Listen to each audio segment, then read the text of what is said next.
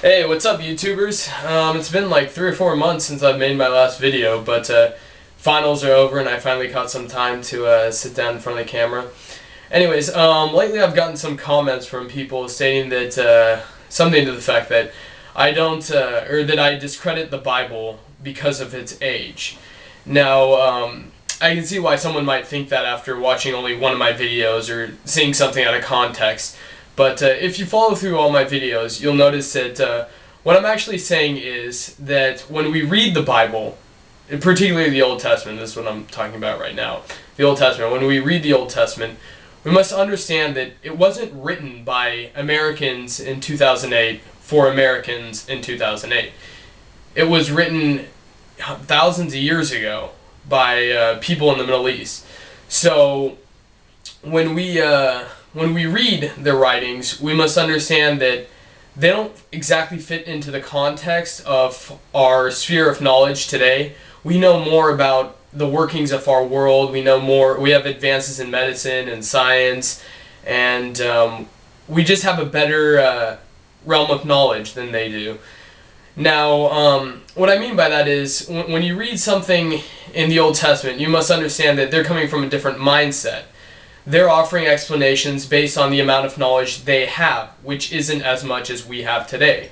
So we must realize that they didn't know as much as we do today. Now I'm being redundant, but I really want to hammer in that point. So there's a story in one of the Gospels, I don't remember which one offhand, that I think perfectly portrays what I'm trying to say.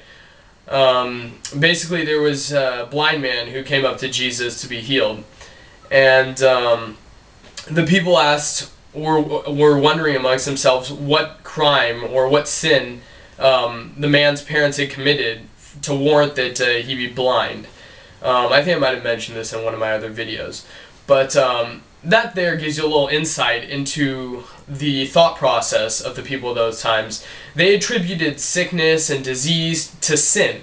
They thought it was a punishment from God, something natural like no, it doesn't mention cerebral palsy by name, but something like cerebral palsy or blindness, they thought was a punishment from God that was directly inflicted on the offspring of someone who had committed some sort of sin against God.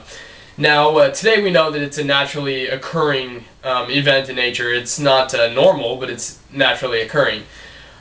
So we have our medical and scientific advances have allowed us to understand what these diseases are and what causes them, whereas the people at those times did not know such things. Therefore, they offered the best explanation they could given the amount of knowledge they had. So again, I'd just like to caution some of the viewers, both those who love me and those who hate me, to understand the context of the writings.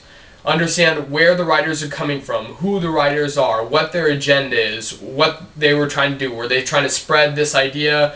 Were they trying to do this? Were they trying to do that? That all plays into, just as when you're reading, I don't know, everyone reads The Adventures of Huckleberry Finn at some point, usually in America.